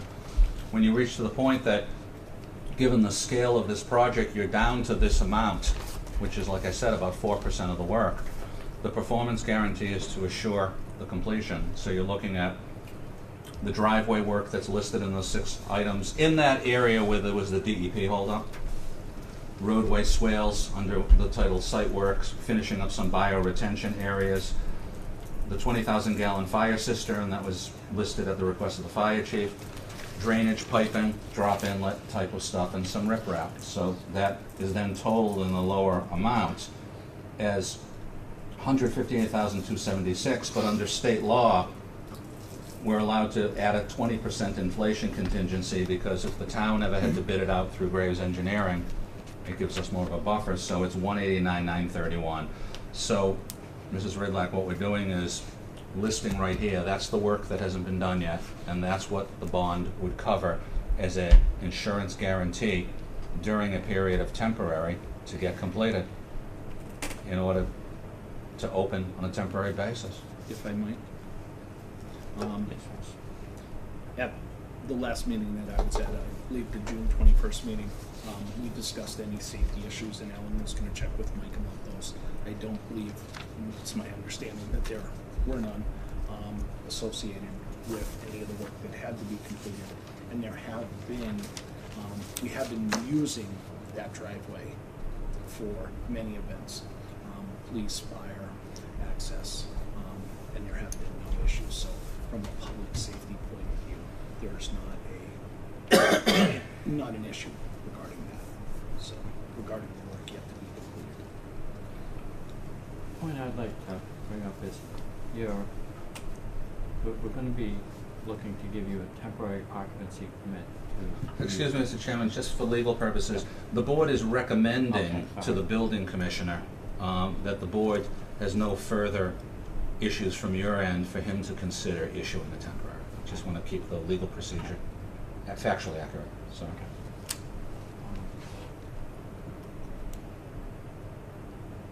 Just trying to figure out how to put my comment down one word. The 2 video cameras? Yeah, it's, let me think about my comment, if somebody else has something at the moment. Could I make a comment? Yes, please. I guess I want to repeat something from our conversation to answer the question that Donald brought up about, why would you, if it isn't a subdivision that you're guaranteeing for a public way? And I'll give the same answer. The reason you do it, and the reason we've done this and done all over the place, and why we've done this for dozens, if not a couple hundred of projects that on subdivisions, is because the board has a responsibility when they approve anything and they manage it through field construction to assure proper 100% completion of all the required items that are on the sheets. And that's what we're down to, some that aren't complete. And it's not a question of give us a temp and we promise by the end of it we'll get it done, because that's not the way the world works in terms of regulatory management by planning boards. We get along with people, but word of mouth and commitment isn't the way to do it. It's through legal surety. And that's why in cases that aren't subdivisions, that aren't public roads as the end of the line, the goal of the board is to complete its responsibilities for 100% installation, and you're not at that point. So if you don't want to put forward a performance guarantee to get a temporary or permanent occupancy, then complete the project, come back with an inspection from Graves that you are 100% and everything on this item is done, and then the building commissioner can consider the occupancy. I just am confounded, to be frank with you, that a board would consider telling a building commissioner the project isn't complete, but give them some time to finish it and let them open for business. I've never experienced that. I'm not finished. Sure. Then I'll respect your point of view and give you all the time the chairman and the board wish to. And I've never experienced that. I'm starting to show my age. I've been doing this for 35 years. And I've never had anybody make the request, I'm going to be frank with you, of can you recommend opening when you haven't completed the items that you're responsible for, unless they provide some form of instrument of surety. There are other ways of doing it, but what's been proposed up until this evening is an insurance bond. Again, there's posting of cash for escrow, there's a letter of credit. And I respect the fact that you brought it up to me that there's a cost here that you suddenly were addressing, and that's an issue. But I've just never seen it, and opening without completion, with no legal financial surety, I've just never seen it. I want to make one comment. Sure. What I was planning to say, and I wanted to make sure it was correct, Alan explained it for me. I agree with him 100% on that, and I'm glad he had the words to say, because I didn't know how to word it legally. Yeah. I'm agreeing with him 100%. Okay. Comment. Well, yeah, if I could, I've been doing this also for, I think, 34 years. I've known you from the beginning. Yeah. I've worked with you from the beginning. And 34 years ago, really, site plan didn't exist. It's a more recent, or at least it didn't exist in its present form. And maybe you've had hundreds of site plan projects, but I doubt you've had hundreds where there was a bonding required for site plans. Because when we spoke with Mr. Anastasia, he had never heard of one involved in site plan before, and he's in the insurance business. Because usually in a situation where the town is not, has not made a commitment to protect individual property owners, or is not going to be responsible for the road, if someone chooses not to complete a project and they are closed down because of that, that's the way it goes. The town is not, I don't know that the town really has a vested interest in completing the road so that 508 International can continue operations. It's really important to them that the operations continue and that they would pull the bond and complete the driveway in the event that they didn't, just to make sure that they didn't miss any race dates or they weren't closed down for that reason. So it's your decision, and I think it's an unnecessary expense, and I think you're imposing unnecessary costs and expense on a developer for no legitimate reason that I can think of. And sure, it's great for the insurance company and the bonding companies because they get to sell a bond that's going to be completed within 60 days, and there's zero chance in my book that the town would ever step in to call the bond to complete it. If they went out of operation, there would be some pressing, burning desire to make sure that the driveway to this closed business gets completed. There's an outstanding order of conditions that would remain on the property. I've had titles come up where someone will have an order of conditions that's 10, 15, 20 years old. And if a new buyer comes along and wants to buy the property, they say, you got an outstanding order of conditions, you need to address it.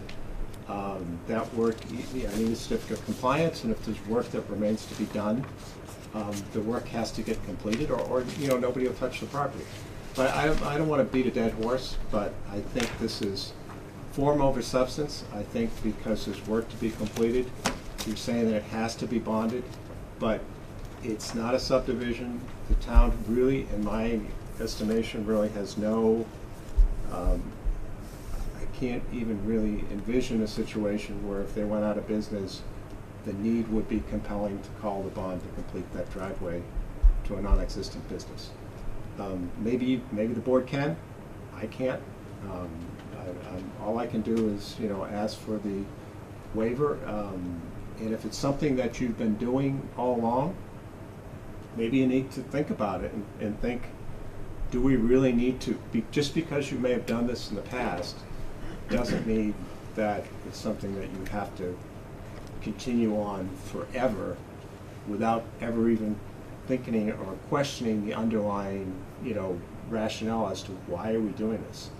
And if you don't do it in this situation and you insist that we do the bond, I suspect that's what we'll do. But it's not. I'm just trying to have a dialogue with the board with you to ask that you just think about it, because I don't necessarily buy the argument that because you've done it before, this is the way it's done, because the town, you have a responsibility to make sure that the project gets completed. They have been, the work has progressed to the point where the building inspector apparently believes that it's close enough and the work that remains is not, you can operate basically around it without requiring, such that a temporary occupancy permit could be issued. I think of like a house situation. Sometimes you have a house and there's some work that can't be done because of the weather. And people will get a temporary occupancy permit and they've got to complete, some site work around the outside of the house or something that couldn't be completed. And then when the spring thaw comes, they complete the work and they get a permit. That's more akin to, I think, to what we're talking about. But don't mean to interrupt you. No, that's it. I'm done. But for the last few minutes there, it's a repeat of what you mentioned to us earlier. Okay. I'm going to ask boards, any other comments? Any thoughts? on the performance? I can see Attorney O'Neill's point, because I mean, as any business, they're pie in the skies to operate. If you can't do it, what's the point of doing it? But also I kind of see, yes, we want to see it get done, and of course, any business wants to get done so they continue operating, so I see both sides. I see the same thing, why would you want to protect your own property and stuff, but then also to represent the town, I want to make sure the town is protected, so that it's a kind of a hard one.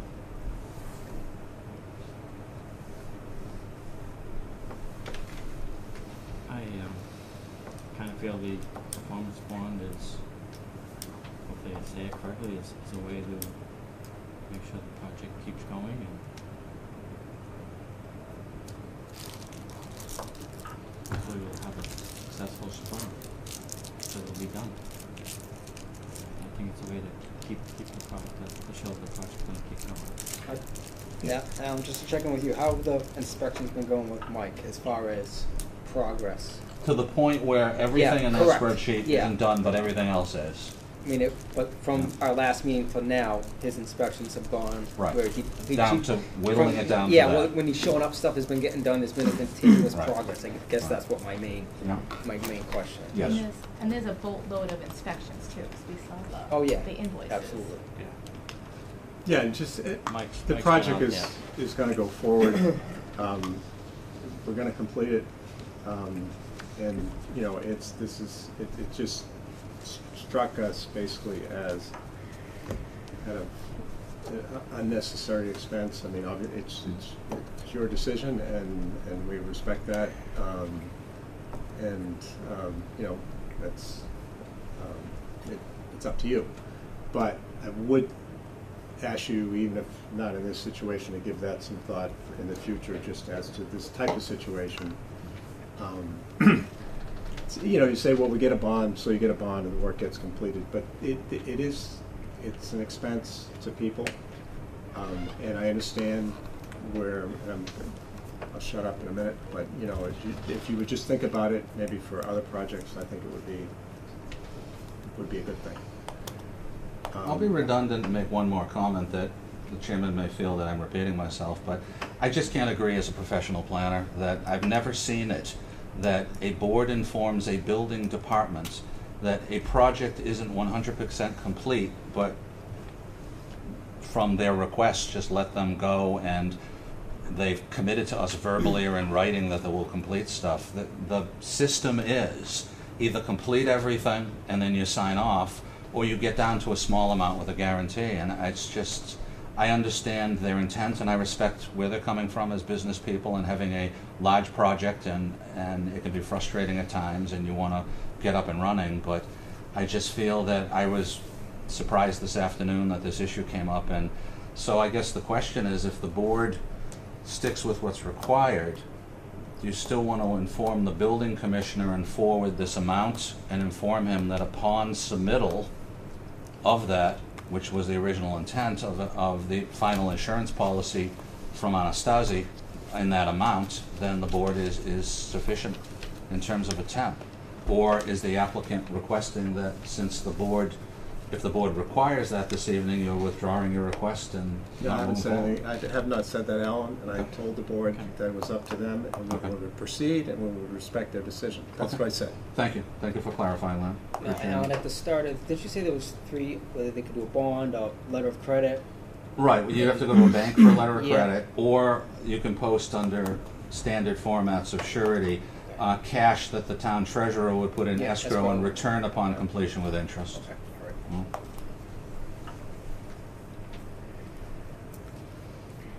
So any three would be acceptable. Yes, but the board has to, the applicant has to put one of those three before them and ask them at a meeting, such as right now, you know, of doing that, whether it's tonight or another night, however you want to finalize your proposal among those three options. Is it an option that you would like 5 minutes to discuss privately? No, and then come I'd back say to us? that we'd just ask to move forward with cash. That's all. And again, to repeat the way it works is, an applicant can come in and post cash, we would take them to the treasurer's office. The treasurer would set up an escrow account that would be separate just for that. Upon completion of the work and inspected by Graves, Graves would then send the planning board an inspection that the work has been completed, and the board votes to release the money through the treasurer with interest accrued. That's how that particular surety works. Yeah, that's fine. Questions on that, Russ? So Russ, if you would make a statement as to which method you would like to use, that you'd like to see us approve. Just posting of cash. Yep. So what the board is doing, In the amount of, is it $189,931? yes. So what the board would do is consider a motion and a vote to inform the building commissioner that at tonight's meeting, the developer proposed what Russell just described, the escrow in that amount, and and forwarding to the building commissioner Graves' breakdown tomorrow. And then upon receipt, whether it's tomorrow or another day of coming in, I then inform the building commissioner that the money has actually been submitted and provided to the treasurer. That moves the project to the building commissioner's consideration of a temporary occupancy. But the board is covered on this item, which again, I'll repeat for the record, is routine at this stage of a project in terms of scope of the requirements that would be covered under it. And the time period for the coverage would be 60 days for completion of the items in the spreadsheet, with the exception of the cistern, because the fire chief asked for a longer period, to December 1st. I have a motion. I'd like to make a motion that we inform the building commissioner that the applicant is going to post cash for this performance guarantee, and that we send this Graves report to Kurt along with it while we inform him. So moved. All in favor? Aye. Aye. Thank you. I told you two things to talk about, right? One other thing I wanted to. We have one more too that might be the same item. Okay. I have a request from the town administrator to bring up an item on this tonight regarding discussion that's been coming up at the selectmen's meetings regarding Ladd Road and emergency access. Yeah, that was. Okay, if I can go over that and then that. Robin Craver asked me to verbally bring up to the board a request from her and the selectmen. I guess there's been discussion brought up at the selectmen's meeting about use of Ladd Road, and she asked if the planning board would direct me tonight to confirm in writing in correspondence back to her that the board is confirming that from the site plan approval, Ladd Road's emergency access means emergency access only. And that's how I agree to it, and that's how we did 6 months of review. It's when we say emergency access, even if the word only is not on a sheet, it's for emergency access. All of the 6 months of review, when you did traffic impact analysis, and we did peer review of that, Ladd Road was not proposed, was not analyzed, was not agreed to by the planning board as a regular way. So she asked if you would confirm that in writing, that it is emergency access only, the way we described it. I have to be directed by you to give her that correspondence. If I could comment? Quickly. Sure. Throughout the planning board process of approval of the site plan, we did have discussions which are on tape about the use of Ladd Road. The use of Ladd Road actually came up when one of the neighbors actually questioned whether or not it was a viable means of egress from the facility. At which point in time it was studied by Mike Andrade as directed by Alan and your board, and proved to be an acceptable means of egress for emergency vehicles from the site, to and from the site, actually. We own several different properties on Sawmill Road, which comes out onto Ladd Road in Sturbridge. Ladd Road is in Sturbridge. It's not in Charlton. On Sawmill Road is in Charlton, which connects to Ladd Road. Throughout the process, we stated that we would not be entering the site predominantly from Ladd Road, but we would never be interested in giving up our rights to use on Sawmill Road and Lad Road. And that's on tape throughout the planning board minutes and meetings, as well as videotapes. On our site plan sheets, which is part of our discussion this evening, as Alan stated, it says emergency exit. It does not say home being. That was never stipulation. It's nowhere in our decision. It does not say that we cannot use that road. I would never agree to that as an applicant. Why would I give up my right to use a town road? And furthermore, the discussion of this in itself, I guess, I don't know, I guess we would have liked a heads up on this too, so we could have brought some information to show you this evening and had more of a discussion. The public hearing ended 2 years ago, and it's non-debatable, and I completely disagree with Well, that it's a point of public- view. it's a public Excuse me, street. I'm speaking. The chairman will recognize you person by person. It's not a debate. It's just not a debate. I find it disingenuous, to be polite, that someone would say, because the word only isn't there. You did a full traffic impact analysis. It was not proposed as a way similar to the main driveway to be used. Emergency access means emergency access only. It's semantics, and I would not recommend debating this. We've had a request from the town administrator to confirm what you already know. Would you like me to confirm it in her in writing or not? It's up to the board. We'll ask any questions at the moment. My recognition of everything is the word emergency exit, not to be used. So I'm going to ask Alan at this time to confirm the word emergency exit. To confirm what she's asked me to confirm in writing? That Yes. That's how the board approved it, as emergency access only, just because the word only isn't on it. That's semantics.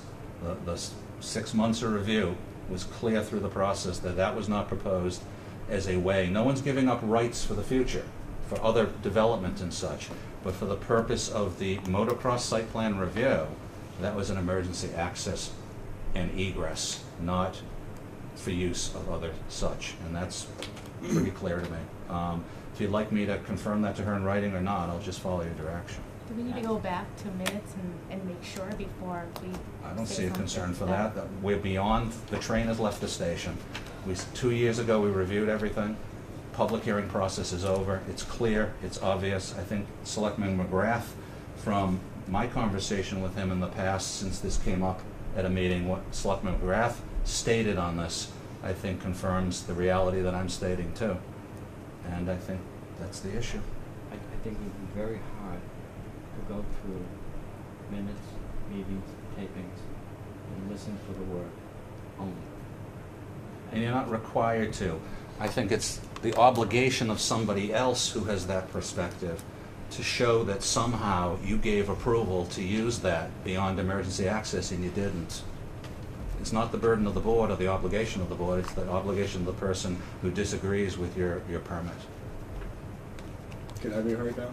Yes, please. Yeah, it's public street in a different town that is access to this property, so to, obviously, as the property owner has the right to use the street in another town to get to their property. Nobody's saying that this is the primary access or that it's the main access or anything else. And it exits out onto, the concern before was you didn't, possibility of how is this going to impact traffic on Brookfield Road, which ultimately goes down to Route 49, because of the through street situation and so forth.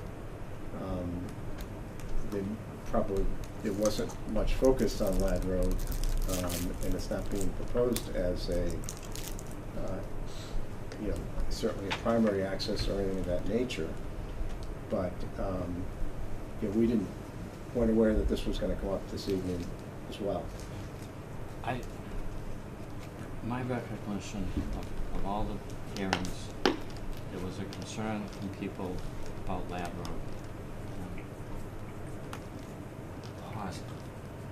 It was stated emergency exits. And gonna have to go with that tonight. I'm gonna make a motion for that, for Alan to continue with a letter to Robin. If it's voted, to say that that was an emergency exit. Does that work? Is that the motion to have Alan address a letter to Robin explaining the word emergency exit? So moved. All those in favor? Aye. Alan, if you would tomorrow, Sure. address a letter to Al, and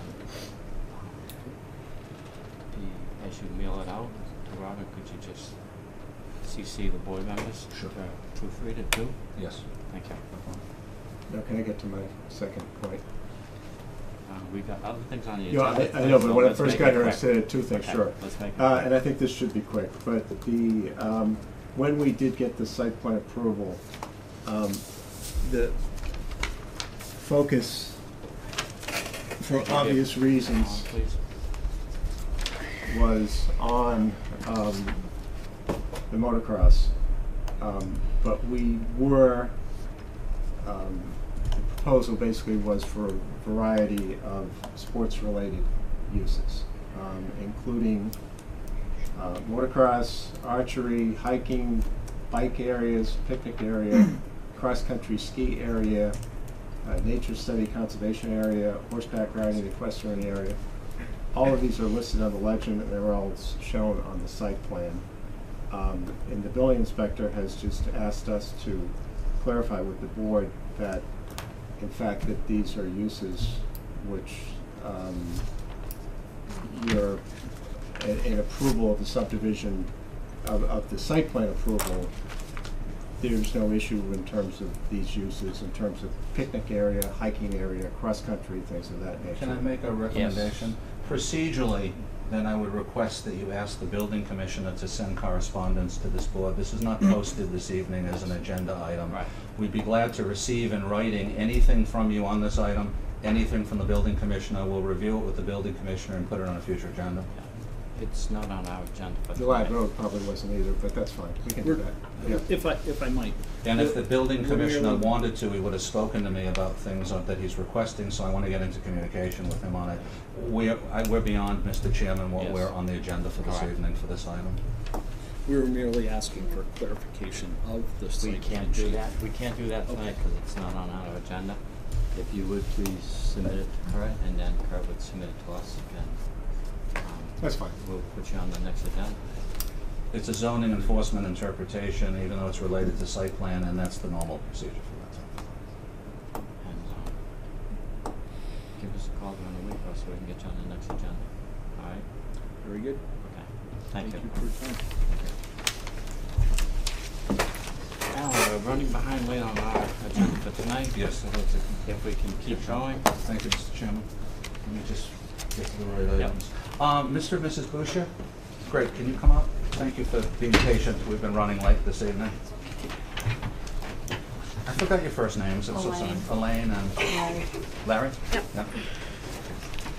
I've briefed the board about your item, which I think makes a lot of sense, and thank you for bringing the maps. Can you explain in your words what you're looking toward the October town meeting for zoning revision, and then I can jump in? Okay, so we're gonna do a little bit more homework on exactly what we wanna do, but we were potentially thinking of rezoning this to residential, which is more in line to the. And that's the estate of Alice Tursky's property. Just Albert Tursky. Just 1 second, I'm gonna pull something while you talk. Okay. Great, go ahead.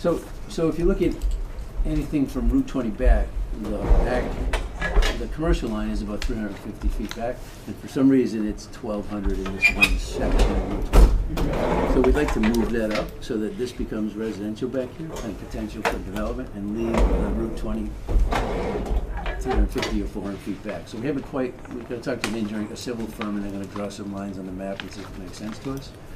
And if that doesn't work, then we would want to maybe consider making these two lots over here residential. So that they could, because those we've had perked already, and we could put 2 houses in there pretty quick, and leave this commercial. But we're still in the planning phase on what makes the most sense, because putting roads in is an expensive game. You would leave the southern part of the property that fronts on Route 20, the BEP. Right. Yes. And farther north, you also told me when we chatted that you've spoken to some of the neighbors right there. Yep. And Yeah, we did. They like the idea of more residential. They'd rather have throughout. residential than a gun. Than a 501 motocross facility. The road on the side, is that the Carroll Hill Road? This is Carroll Hill here. Yeah. This is Route 20. This is that old Millward Road, I believe. That's non-existent. It's still there. It's a Do you dirt. want to draw really rough where the line would go, just to So- give a rough approximation? So if you look at ADT's property, which we paired off, I don't know, 5-6 years ago, this piece. Correct. This is approximately 500 feet back from Route 20. So we may, I'm trying to figure out if it makes sense to just to continue it like this, right? So that would be, this would be the commercial part, this would be the residential part. Or if it makes more sense to What are put, the little house lots up on top there? these are three that were sold. These are existing houses. Okay. This is, Yeah, so they're still residential, those three. yeah, Okay. this gets beyond the 1,200 feet. Yeah. So if you drew a line here, this little piece is residential currently. So we're looking just to make this so that you could put, if somebody, we talked to the developer in the hallway. So, Would you try to put a road into there? yeah, No, they would, have you would couple put a road in, houses? A subdivision. subdivision. Yeah. That was our thought process. The procedure for step one would be go to a town meeting to amend the zoning map to have the northern chunk of the estate of Tursky property rezoned from BEP to residential, and that would allow them then to consider whether they do A&Rs or a subdivision road, they're residential, they can get back into them. So they go before town board and just ask for so many square footage to be changed to residential. It's a map amendment at town meeting, yeah. Yeah. What you would be doing is you'd be going to some local land surveyor or engineer as you put a warrant article together Right. in the next month or so that would do what we've received before from an engineering firm, Correct. a sheet that shows the actual proposed boundary, meets and bounds legal description of Right. where you're running that line. They would color code the map to come back to the planning board. So one color would be and labeled BEP, staying that way. This would go to the agricultural A, which is the rest of the surrounding area. And then they'd submit the warrant article, it would come to you for a public hearing prior to the October town meeting, and then it would be a warrant article in October.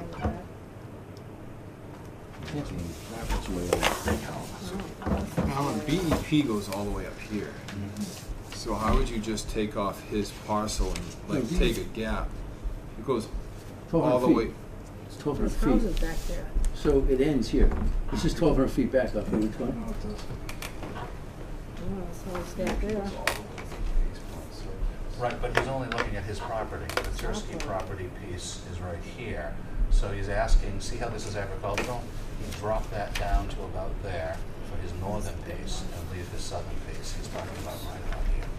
Just moving that line down to that. Yeah, but he's sticking with his property line. So Yeah, we even if would- he cut in a little bit, he could zip to the west. It's not creating a... Yeah, we could go this way cutoff. if we had to. Yeah.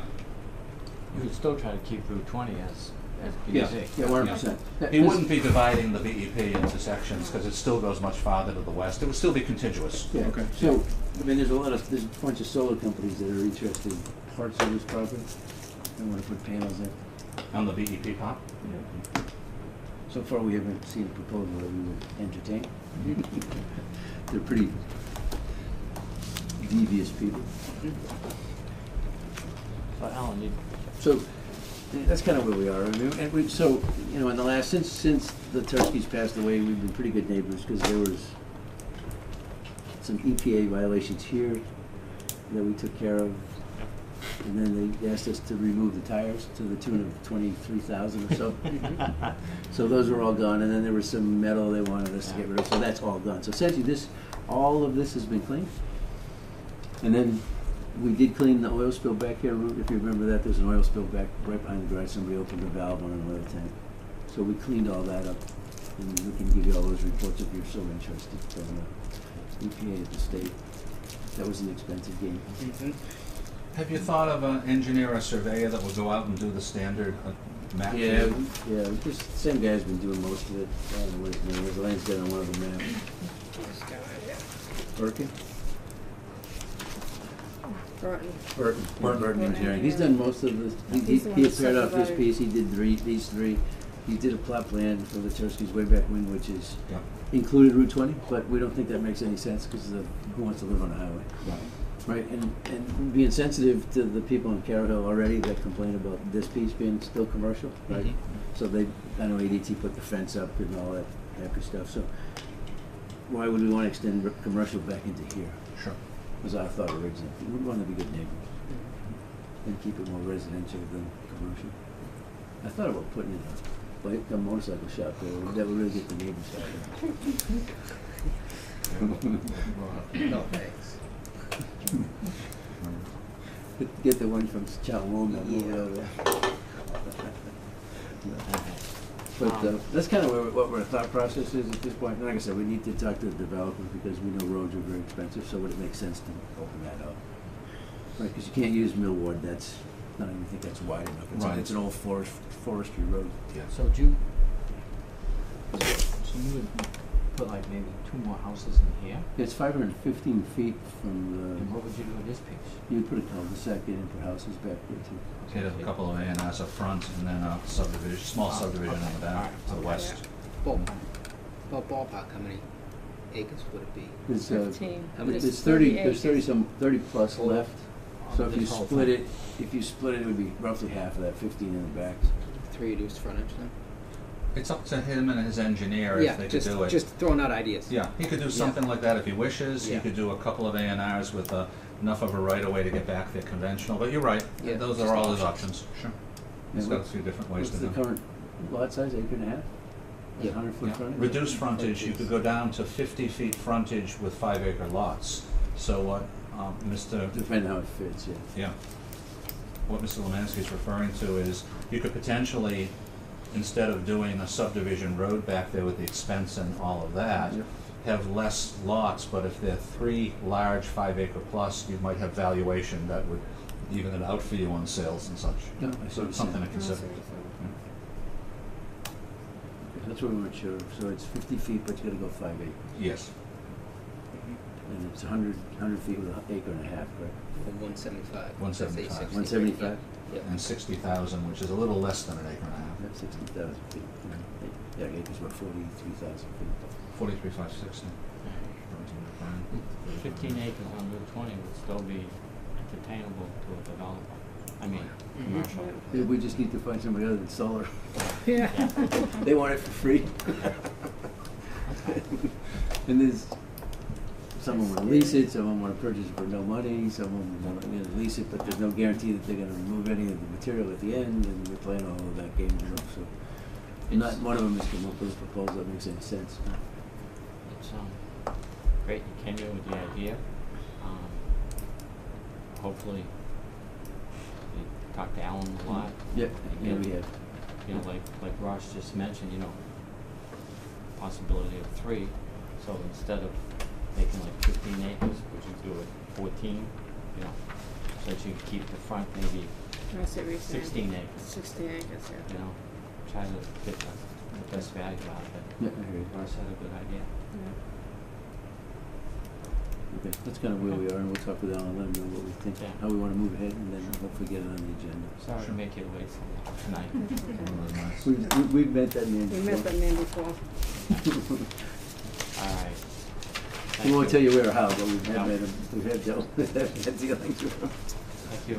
Thank you for coming in. Thank you. And, Have a good one. Talk to you soon. Just give me a holler. All right, Okay. thank you. Have a good day. It's not weekend yet, but have a good weekend, because it is coming. thanks. We have a third A&R. Okay. The third A&R submitted was related to the Gunter project. Once, and these usually come in on the same agenda, once you approve the special permits, then you can sign the A&R. And it does have the note required under the condition. Reduced frontage lots shall not be further subdivided to reduce its area or to create additional building lots. So that was the only thing we require under the special permit to be added. And now you can sign it because you voted on the special permit, so the frontage is legal. Otherwise, you'd have to put something on here that says does not meet our frontage requirement. So, like I said, they always come in the same night of your vote, so it was, here it is. for him to get a building permit, then he has to follow the regulations of the fire Yeah, department. he's got a ways to go before he gets to a building permit application. He's got a lot of legal paperwork for the conditions that you voted on this evening, and he has to spend the next month first before even thinking of that, of coming back to you with the easement paperwork and stuff for the Mid-State Trail. So he's not planning on building anything in the very near future. It's So by approving this A&R plan tonight, yeah. it gets him in the works to start developing the roads. No. All it does is it allows him to take the Mylar to the registry that right now it's one big vacant piece. Okay. Filing this, say in the next week at the registry, will make it officially 5 separate lots. He could move forward on lot 1, which is not part of this application. And the other 4, he doesn't move forward much. It's the main thing is to legally get at the Worcester District Registry of Deeds the meets and bounds for the 5 lots, with one of them not being part of the application anyway. So, I'd like to make a motion to approve the A&R. Second. All those in favor? Aye. Aye.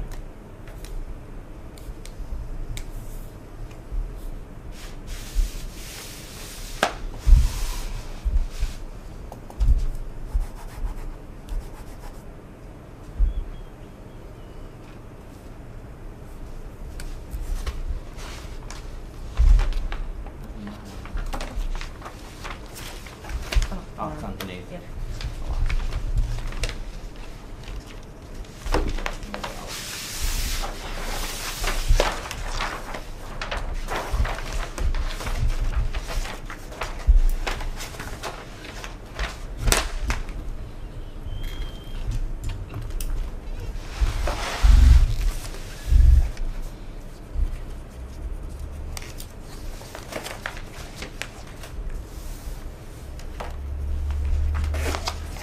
Just 2 other items besides Mr. and Mrs. Boucher under growth management. One, just wanted to give the board and pass around, we got a few copies from the Business Expansion Journal of the print edition to show you. And Charlton and Holyoke are the 2 Massachusetts communities profiled, and Jane made copies for you of page 34 of the Charlton profile.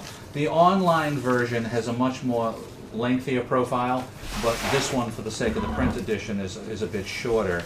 And then on the bottom of page 34, they designed a beautiful profile of the Kozowski property and Frank Tiberi. Frank has come in and gotten a few copies, and he really likes it a lot. So we've had Lisa Westwell put it on the town webpage. A couple people have put it on their Facebook page to get it out there. It's kind of nice. So we'll see what comes of it, but it's a nice national marketing exposure for a very, very low price. And I think they did a good job. They mentioned some existing developments up and down Route 20, and Tim Gingras was very happy that they mentioned the Barkwood Inn, so kind of nice. And just the other one under growth management is just to let you know that the selectman and town administrator put in last week, I think the deadline was Friday, the application that several of us worked together on for the Mass Works Waterline Grant application.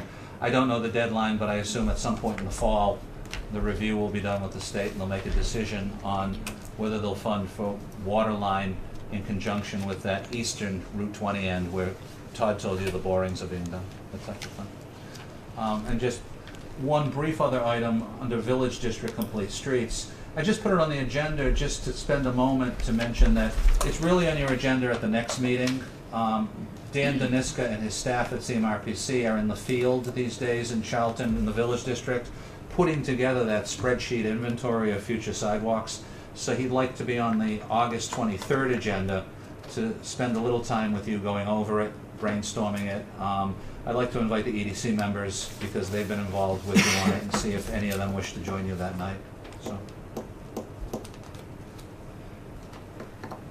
Yeah, they mentioned Treehouse Brewery, House Horses, Yeah. access from Boston, Connecticut. Yeah, they balanced it in a nice way of new and existing. Sure. It's just too bad we can't advertise the goat farm and the rabbit farm. Yeah. biotech. I did give them a lot more Medical information, but they research. chose to use only Yeah, this. medical research. Medical research. And Yeah, yeah. We can't advertise that. Anything else on growth management? No, I just have a few brief items on my work list.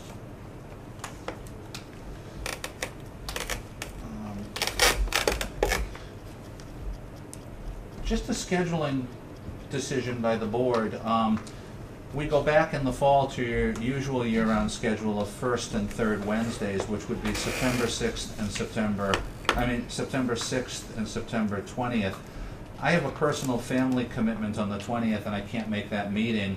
Would you want to go with the 6th and the 27th or shift both of them to 7th or 4th? Sometimes when something comes up, we've shifted to second and fourth Wednesday, or we've just moved the one meeting. You also We can don't, just move the second meeting to the Yeah. 27th and then have 2 meetings in a row. so, Well, how would that work? no, I'm not available the third Wednesday, which is the 20th. Right. So what dates would you like to The go? 27th. Okay. So you do the 6th, the 27th, Okay. and then the first Wednesday. Oh, perfect. Oh, I see what you mean. I didn't know what you meant by the first. Yeah. In October, the first Wednesday. Correct, would Okay. be very close to the 27th, correct? So I think that would work for project schedules and all, sure. Good. Okay. Not a problem with turnaround, you think, for any of the, No, Okay, and by all sticking right. with the 6th at September, we're not delaying people coming out of the summer. Okay, Yeah. all right. So we'll go with the first Wednesday and the fourth Wednesday, and I'll just let the clerk know. Yep. Schedule that. Thank you. Yep. Just to put a I'll be reminder. late for that one because Okay. I have Girl Scout. Bring them here from America. Oh, yeah. Just to let you know or remind you, among items on your August 23rd agenda will be the third session of the Barisio Solar and the first session and possibly the only one needed for reducing the size of the Gunter subdivision. So that's on the agenda, among other things. And the only other item I wanted to bring up is, in case anyone didn't know, I just wanted to inform the board that unfortunately, about 2 weeks ago, former town tax collector Lucia Blanchette's husband passed away after a very long battle with illness, and we've given her our condolences. I want to let the board know. Thank you. Thank you. Any other? I'm all set, Mr. Chairman. Thank you. Okay. We're gonna keep you busy.